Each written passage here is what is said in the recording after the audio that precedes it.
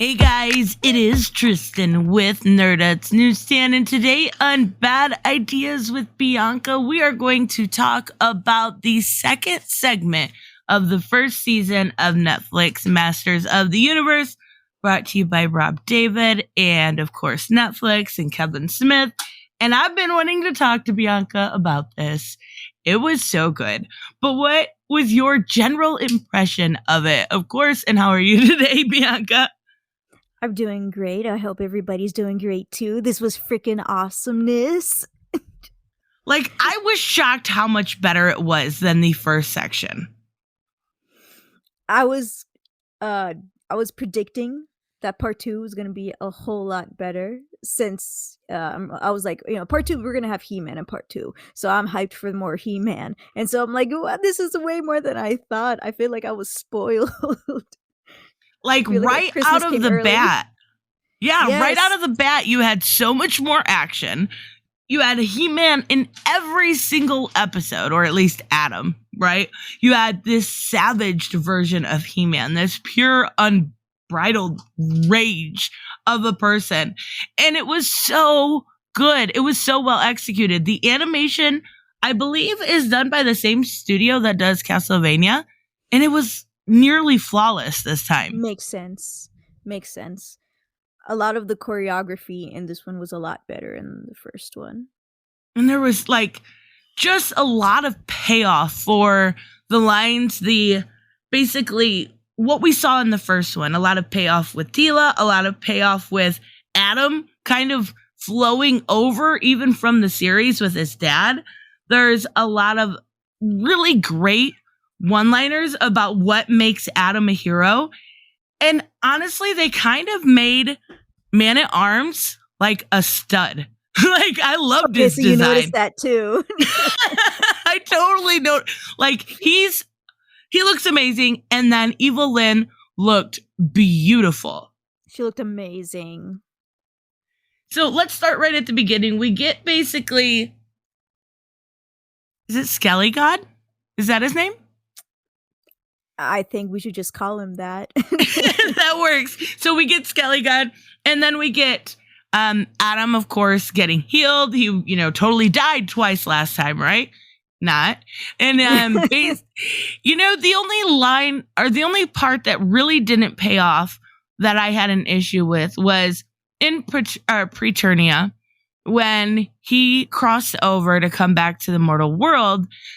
He could not come back. And they didn't really revisit that. But I think that's forgivable with everything we've seen with Adam becoming a main player. We see everything, Skelly got taking over everybody, right? And then this savaged He-Man come out. He didn't have the conduit, so he became pure unbridled, rage, right? Anger. And Hulk. Yeah, a Conan Hawk version, insane. Yes. Almost to the point where I was worried about Teela and Andra. Is he going to attack them? What's going on here?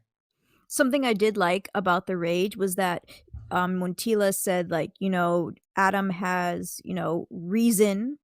And then he also has what was the other one? I forgot. But for the... But when he transforms into this, there's no reasoning. But no reasoning does not mean no intelligence. Right. Because as soon as she talked about King Randor, he immediately knew who King Randor was, found his location, and went to go attack. And I'm like, oh, so he's not stupid. He knows when people are talking to him. He knows what people are saying. And he knows which is this and where is that and all that kind of stuff. And of course, him with Randor was best thing ever. Well, that scene in between him killing the Manticore and then flying down through the woods and Tarzan. Oh my God, that was so well done. That was Cringer was I'm not doing all that. I wish we would have got more Cringer though. Oh, Cringer was so good. He's my boy. He's my cute little kitty boy.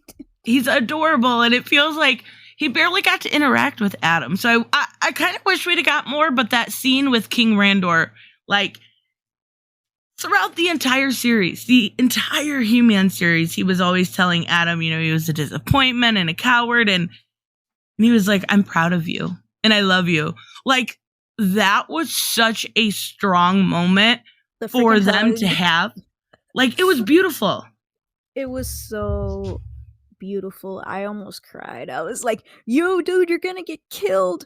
Go away. And then he hugged him. I'm like, never mind. Like, he didn't care. He didn't care. He knew his son had been gone for so long that even if that was the end of him, he at least got to say what he wanted to say. And I thought that was really cool. Water, sorry. You're totally fine. And then another part I like.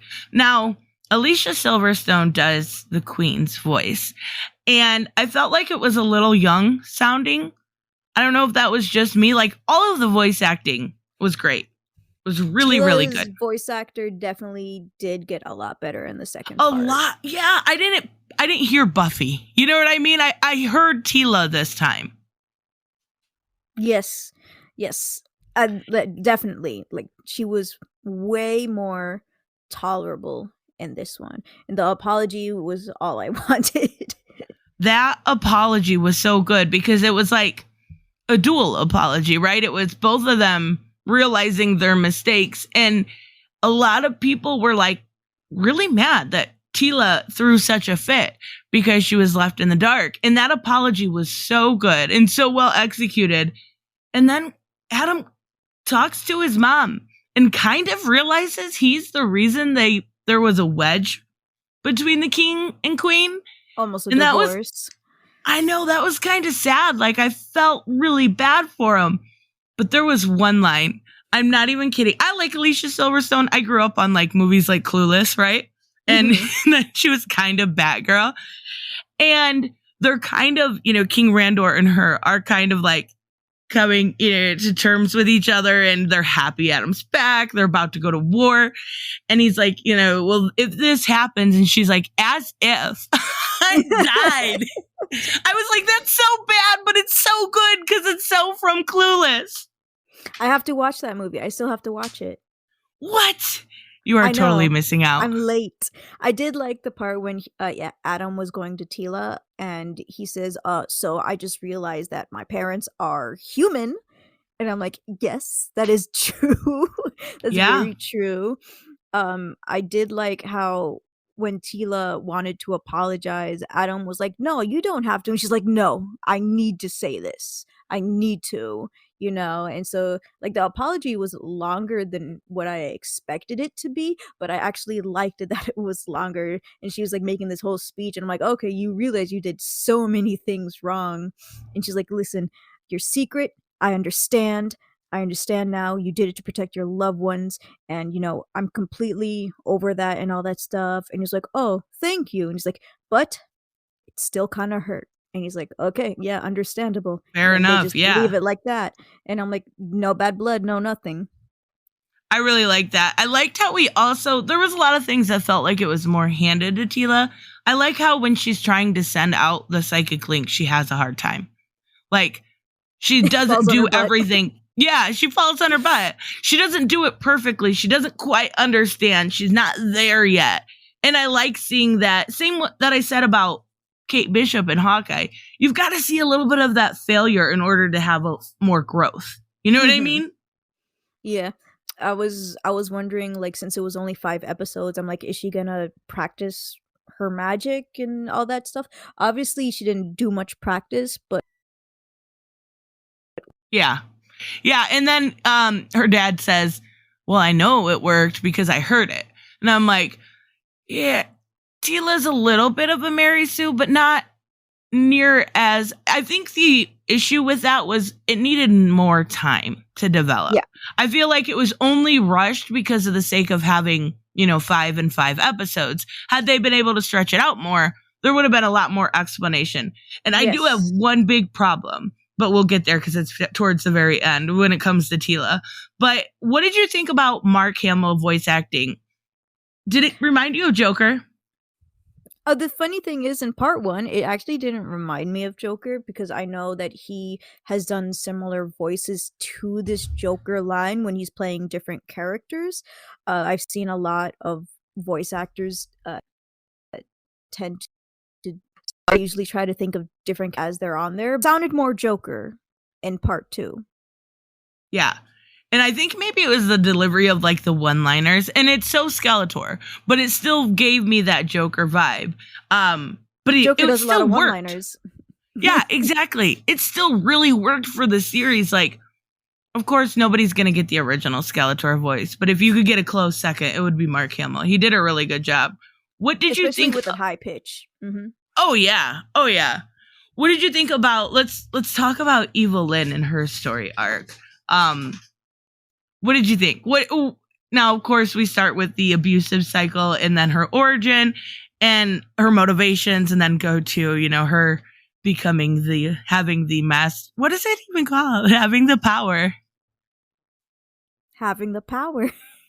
There we go. We have the power. I didn't expect her to have a backstory, which was very surprising. And I kept saying to myself, "Is this needed?"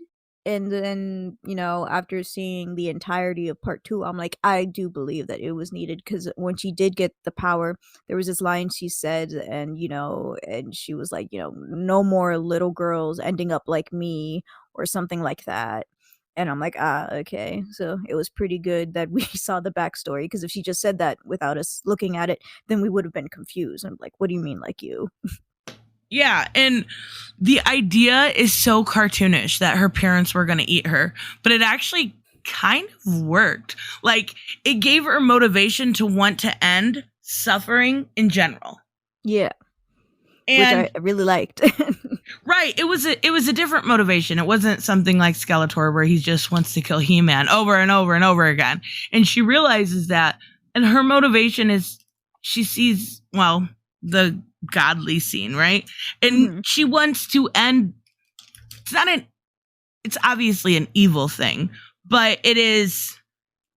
Her motivations come from her upbringing, from her being basically, or having, Skeletor as a parasitic agent or lover or whatever. We'll get to that weird scene. But the above. Everything. And it showed like a lot of character depth, because she wasn't being evil for the sake of being evil. She was, but she wanted to end all suffering. So at the end of the day, it was like, I get it. There's a lot of suffering out there, but there's also a lot of good. And that's what she was kind of blinded to. Yes. And I like this cycle of violence. The abused becomes the abuser trope. Mm-hmm. That is, it's used a lot. And it was very like, I've seen people comparing it to Harley Quinn-esque kind of trope. And it is. But it was like, the whole entire time she thought she was doing good in the first season, he was a parasite right there, feeding off of her to become, get strong enough and come back. And then multiple times we see her not only demeaned, but beaten up upon. And I love, Beastman has so much depth in this compared to anything. That poor man, like, you could tell he truly cared for this woman. And the way she treated him was how she was treated. Mm-hmm. I was like, no, don't do the same. I know. And when she gets the power, she, that one line he says where he says, "You sound just like him." I thought that was a great delivery, because like she was, absolute power corrupts absolutely. Mm-hmm. And that's exactly what happened. She didn't realize she was being exactly like what she hated. And it was a really good kind of full circle with that trope to make us realize, yeah, her motivations might be good, but she's not any better if she continues through with them. Exactly. So, what did you think of her design? I loved her design. I loved her design so much. I got sad when they cut off her hair, but I'm glad she got it back.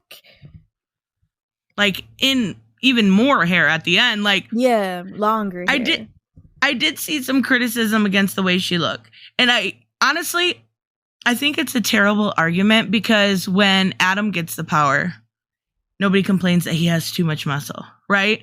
Nobody complains when Skeletor got the power and he became, basically a floating skull. So I really like that design. I think it's a terrible argument. I really do. I think she looked really cool. And like the halo almost-esque around her neck was really pretty. Oh yes, I love that. It looks so good. What about Orco? What did you think about his return? I love Orco. He's so cute. He's such a boss. He was in 3 places at once and he was hurting everybody, even Lynn. And I'm like, yo, you're so strong. I'm so proud of you. It's like my son that I don't want. That I don't want. I thought when that red ribbon started to show up, I thought it was actually not Andra, Tila getting her power. And I'm like, I whoa. thought that too. Wait. And then I seen it was him and I'm like, no fucking way. Like, I knew he was probably coming back, but the way they made him look and the way like he kind of, helped every single person at the same time. That was really cool scene. I was so surprised. I was like, when is Orco coming? I'm like waiting for Orco. And then I forgot about Orco because everything else from that scene was like super cool with He-Man and Skeletor and Adam and Skeletor. And then I see a red ribbon. I'm like, oh, it's probably Tila. And then it's Orco. And I'm like, oh my gosh, I forgot about you. Where did you go? I missed you so much. But I had a feeling that he was going to come in the end. And I was like, he's probably going to save the day. He didn't save the day. He definitely helped. He helped a lot. I also love that the villagers all heard Tila. And so they decided to fight too. And I'm like, yes. Oh, when they were all there and, I think it was when the king and queen were talking to each other and everybody shows up. That was a really powerful scene too. Yes. I really like that. I love that. I love Orco's return, but there was one issue, and while we're talking about Orco, I'll bring it up. When everything's said and done, and, he's going off back to Preternia, she just grabs his leg, and she's like, not this time. Like... Subternia. Or Subternia. That didn't make sense. Like, how does she have the power to keep him grounded and keep him in Eternia? The power of grabbing somebody until the portal goes away. I guess I was just like, maybe they just want to keep him for the second season. Oh, second season's gonna be hype. Did you the older side characters like what was their name? Fistor and Ram Man? I liked those characters. And I like, oh yes, Clampchamp. I love how like all of the weird sexual innuendos. Like there was a bunch of them. And I'm like, no, stop. And then He-Man at one point was like, there is one place behind me. I'm like, what are you doing? So cringy. It was so good though. We gotta talk about it. What about the scene with when Evelyn finally decides she's had enough, and she goes to take the power from Skeletor, and he's like, she's kissing his skull basically, and he's like says something about, well, I'm glad you decided to take this bone or something like that. And they were talking about points. Or points, yeah, that's what it was. You got the points.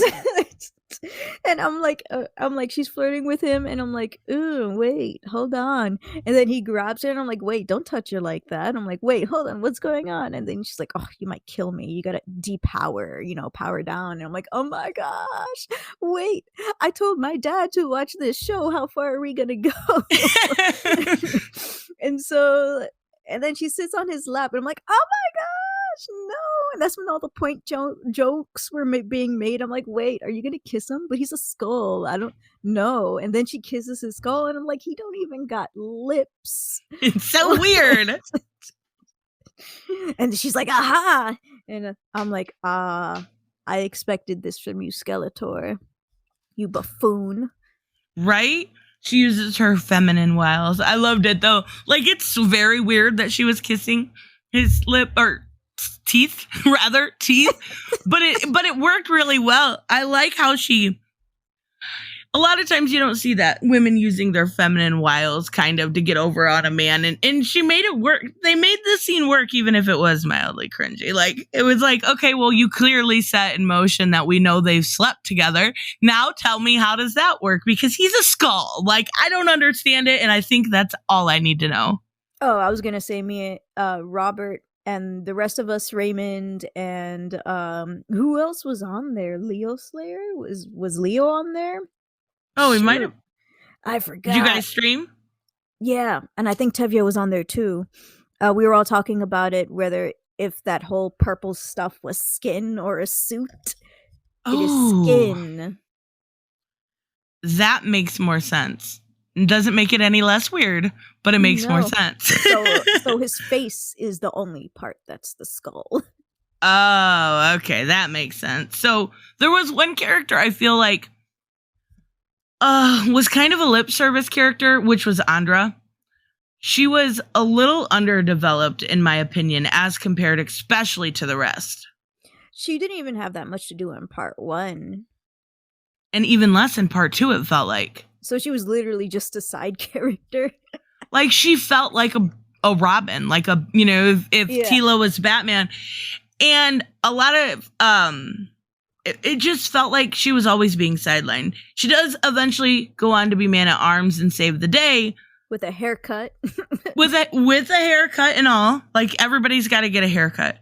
But I don't know that she earned that. You know what I mean? Like, she did a lot of really good saving a couple, 2 or 3 times. But it felt like we don't know anything about her besides she's Tila's sidekick. Yeah, it sucks. The only reason that I would justify her being Man-at-Arms is because she did protect the king. The king did see her valor, her strength, what she did with the 2 weapons that she was given, and called her good hire. So that's the only reason why I would have thought that she would have been like Man-at-Arms. Oh, I also love the King Randor's one-liner, "Who's ready to kiss the ring?" That was so good.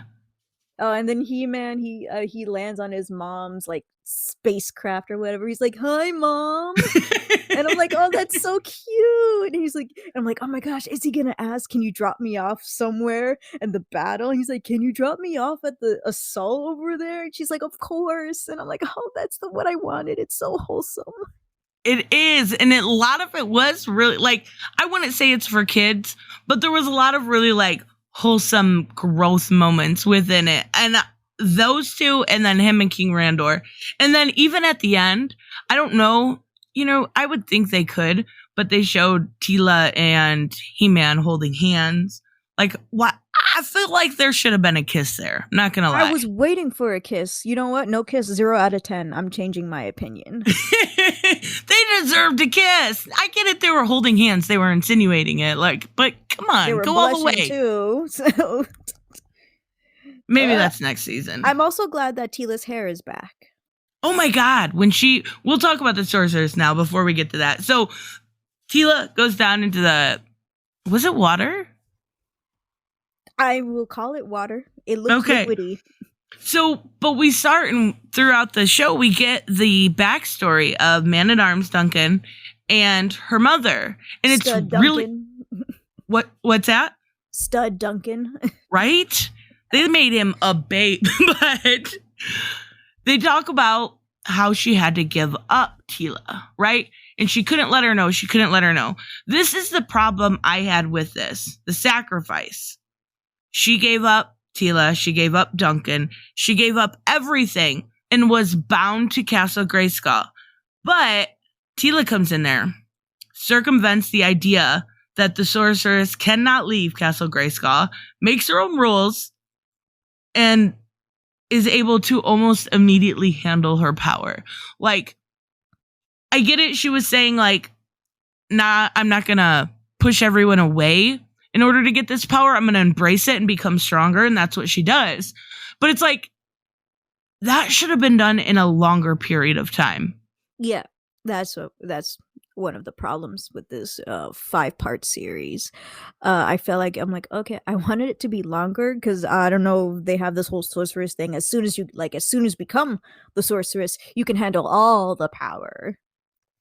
And she looked amazing though. Like, I do like how they took away, you know how our mom had the birds, the what would it be? Like the feathers on the side?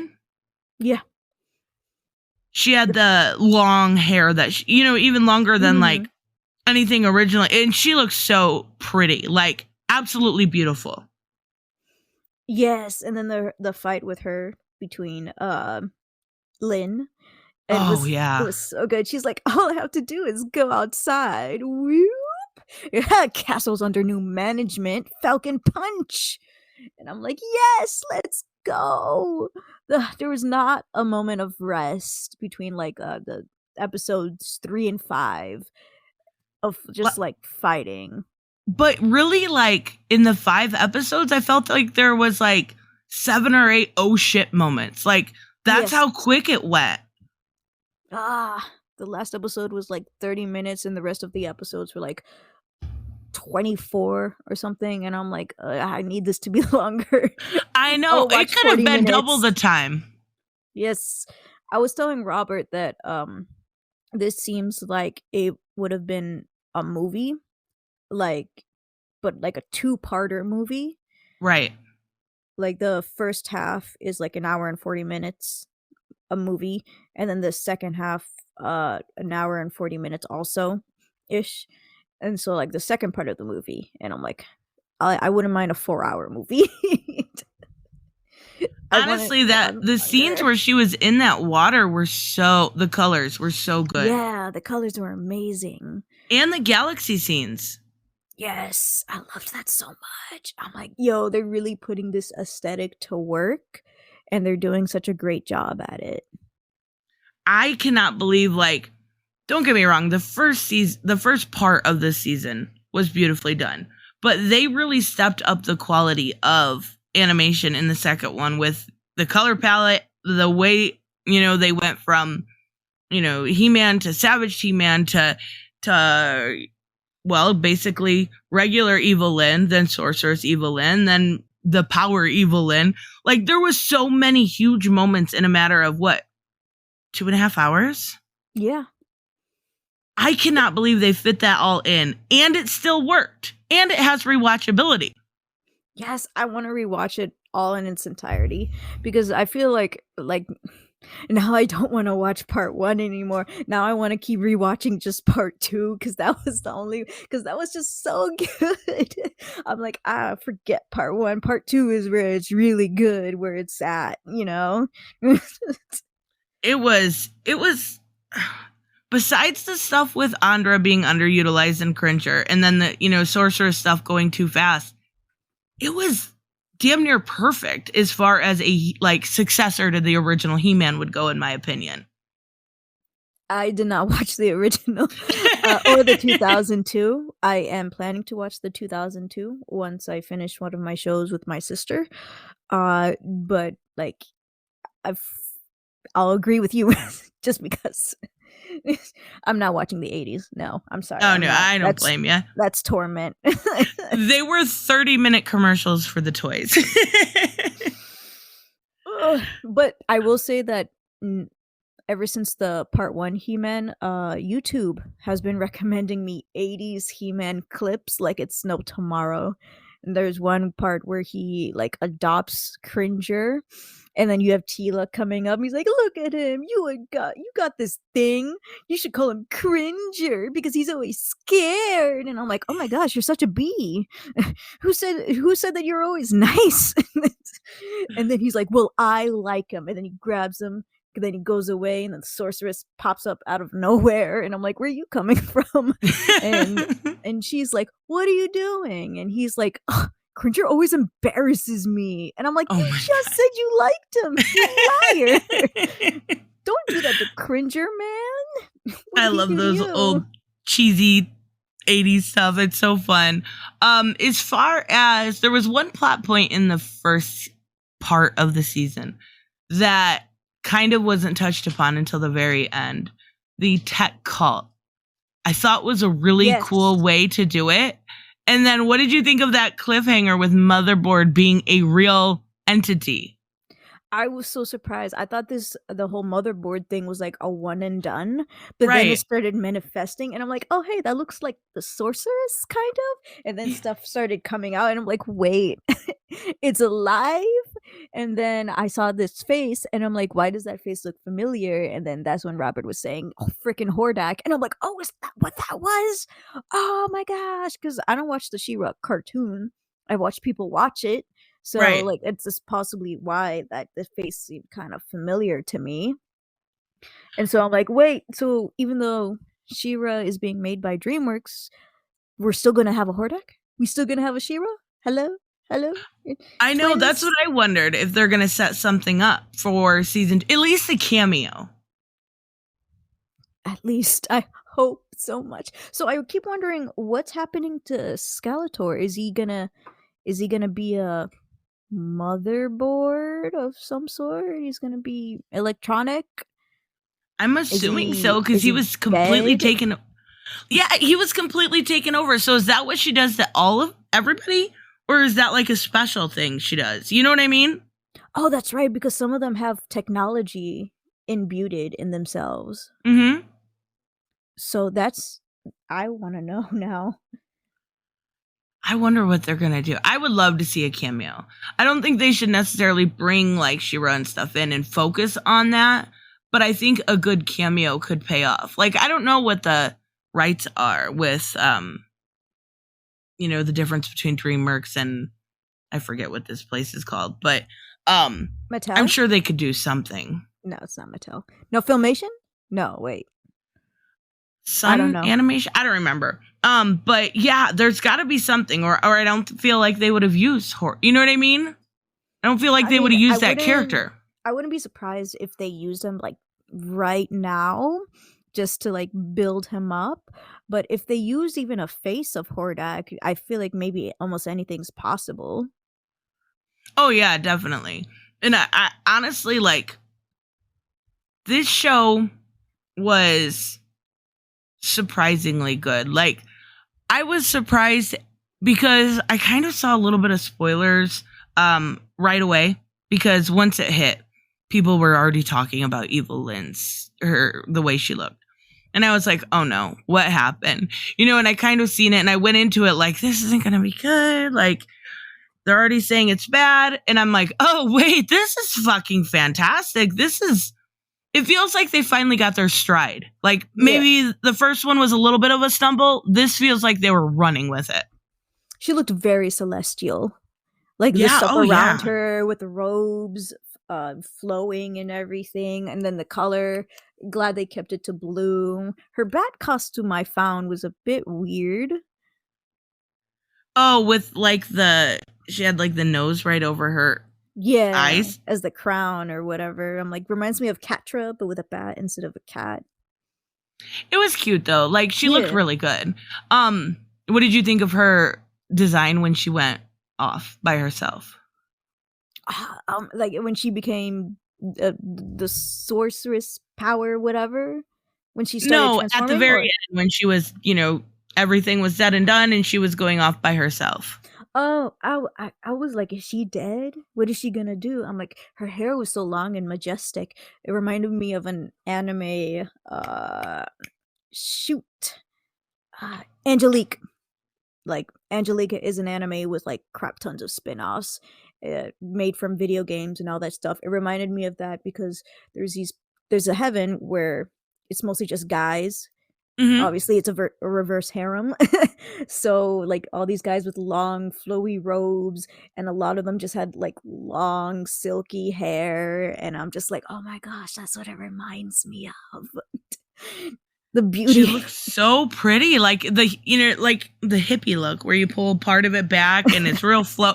I absolutely loved it. The only issue I had is, like, she destroyed Preternia. She was going to destroy the world, and they're just like, it's cool. Go ahead. We're not going to put you in jail. Like, she was instantly forgiven. That's what we call that's what I call a Sasuke moment. Mm-hmm. Because wait, you said you're starting to watch Naruto Shippuden or whatever? Yes. Okay, so I won't say Not the Shippuden. What's the first one? Just Naruto, Naruto. right? Yeah. Okay, so like at the end of Naruto, Sasuke did some stuff, and I was like, cool. Is he gonna go to jail? And then they were like, nah, he's instantly forgiven. And I'm like, what? Are you kidding me? After everything he's done, this is some bull crap. Yeah, it was instant. And so I feel like maybe in season 2 they're actually going to talk about Paternia. Since they have the power to take away Paternia, He-Man should obviously have the power to restore Paternia and Right. put Clamp Champ and Fisto, whatever his name was, souls from Subternia to Preternia. Right. Yeah. So like he obviously can do it. He should be able to do it. Should be no reason not to. That probably should be at least rather a focus or a sub focus in season 2 Yeah. before they Where get they to have the to go whole down to love. Preternia to get their souls or something. Yeah, or maybe they'll do it after they finish Hordak, but I'm like, I kind of want it before Hordak because there's no way they're just gonna leave it like that, especially since He-Man can't return to Preternia anyway. I Oh, you guess. know what was one moment that was really cool too? I didn't mention was oh my gosh, what's his name? Glow Skeletor? King? Oh, No, the Glow. Glow. Yeah, He looked so good. Like he looked great. I didn't expect to see it, but because we seen it in the first part, right? Mhm. And them bringing that back, he looked amazing. Like I loved the idea that he was fighting with the king and going at it, and Orco. then Orco. Orco's one line towards him, I was like, that's some meta stuff. And he gets his magic right. I loved it. Yes.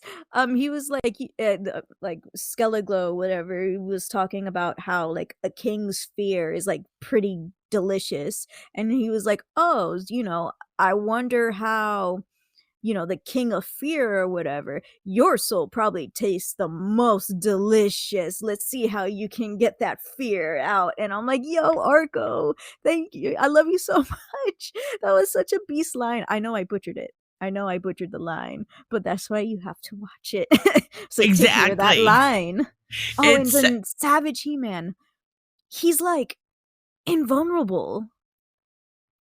yeah, pretty much. He was shot at. He was like he can Went rip through up portals. swords. Yeah, and like he was bombed at and he was completely okay. Yeah, but he looked really cool doing it. No, I didn't have a problem with it. I loved it. I did like the addition of hairy arms in this mode for some reason. I don't know what the hairy arms have to do with it. I noticed that on also- his chin too. Yes, and also Danny playing Ram Man. I only known him as Machete because that's what my father always calls him. He's like, "Oh, look, it's Machete," and I'm like, "Oh my gosh, it's Machete! It's Machete from Oh, Spy Danny Kids." Trejo. Trejo, thank you. I never knew his name until this year. I've been calling him Machete, thinking that's his real name. I thought even that like just little cameo, it was so perfect. I loved it. I'm so glad he was in it. I loved how they bring in even the B like henchmen. Like they're so B or CD list characters that they can't even make puns. I love that so much. He's like, well, whatever. We can't make puns. We're gonna destroy you. And I'm like, Tila and her dad had a moment during that time, and she's like, Dad, I don't know if I can do it. I don't know what I'm doing. I can't do anything. And I'm like, oh wait, you're gonna have this now. I'm like, okay. And so even he was having that face, and then Andrea was like, go. Consult your dollar, comfort her and whatever. It was And so I'm like, good. okay, cool. And so I was like, oh, that was such okay. So I saw this on Twitter. I don't know who it was, but they had a picture of the 80s He-Man, and it was Tila and her adopted father in the 80s version, I guess, and they were hugging. And the caption was like, I bet they're not even gonna do this in the series. And I was like, bet? I'm like, okay, cool. I said this to myself, and I'm like, I bet it's gonna happen in part 2, because for some reason everybody has this notion that she hates her dad, and she does not. I don't know where the frick you guys got that from, but she hugged him in that freaking scene, and it was with tears. And I'm like, boom, boom. I knew it was going to happen because she doesn't hate her dad. They both said, I love you. Why would you think she hates her dad? And the reason is because lots of people focus on her being mean. They focused on her being mean to Cringer. Like, I can't believe she said that to Cringer. And, they just hate men and all that stuff. And I'm like, that's funny how you were talking about these men being, scolded at by this woman, but you do not mention the men defending themselves, called her out on her bull crap, and shut her up because of it. You won't talk about the men actually defending themselves. That makes no sense for you to do. Cringer made her cry. Yeah. And that's kind of easy. If it doesn't fit the narrative, it doesn't exist, right? Like, exactly. There was so much like familial stuff in it with, son and father, with daughter and father, showing the emotion through the original sorceress, who unfortunately had to give up her life, even though Tila didn't. But it was still that emotional impact. There was a lot of feels in this entire series. So much feels. I almost cried so many times, and it's 8:00 in the morning, and I'm watching this before I go to work, and I'm like, I didn't want to feel like this before going to work. It's so good though. I definitely think we're gonna see a season 2. I know this. I wish they would have kind of taken the time to do a little bit more marketing with the second part. The first part I know did a lot better, but it seems like this, I did see it on the trending as far as Netflix goes once, and then I checked later and it was gone. I'm hoping that doesn't negate it from getting a second season, but I do think they've already set it up and they're probably already going forward. I would like to see Andra explored more. I would like to see the idea of getting, their souls back from Paternia or Subternia. Gotta get my Eternias right. And I would like to see that cameo. Is there anything, She-Ra cameo? Is there anything specifically you would like to see in season 2? Or, season 2. I always forget because I put it in 2 sections. I want a full season of season 2 instead of 2 parts. Yes. I know I'm not going to get that, but I do want to see Andra more. I want to see what she can do. I want to see a lot more that she can do with tech and stuff. More personality. I do want more Cringer. I need more Cringer. He's so cute. I do want to see more of Tila and Adam's relationship. Since Tila can get outside of the castle, I want to see them fight side by side. And if she's going to be a big part of the battles because of her sorcery, or is she going to be more dormant? Right. Because, she has an immense ton of power. If she can literally just go outside, is there really a need for He-Man? She can do all this stuff. You're right. Everything. She can destroy the universe. So what are they going to be able to do? What kind of, I guess the way to put it is what's that going to have on Eternia?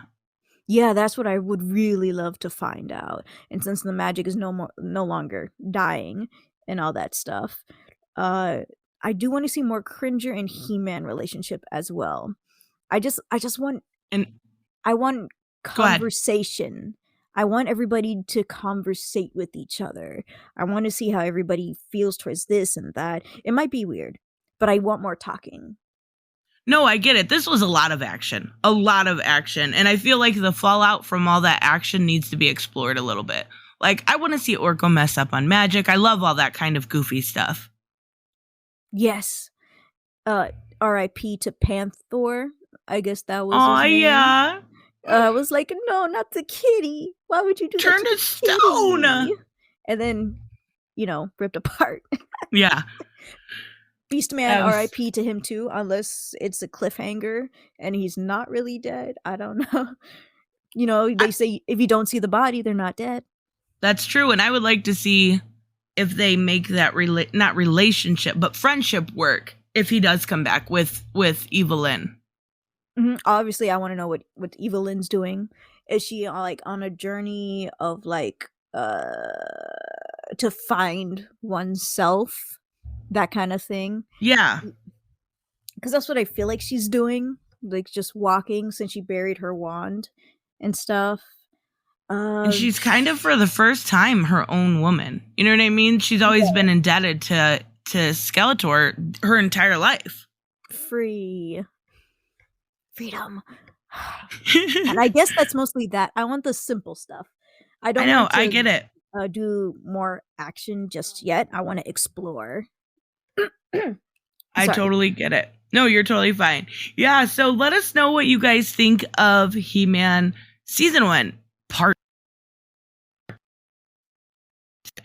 Yeah, let us know. And make sure you guys hit subscribe and hit like. Leave us some comments down below. Was there anything you wanted to add before we go, Bianca? Yes. You cut off at the end there. Did I really? But you're fine. Everybody gets the gist of it. Like and subscribe, all that stuff. All the fun stuff.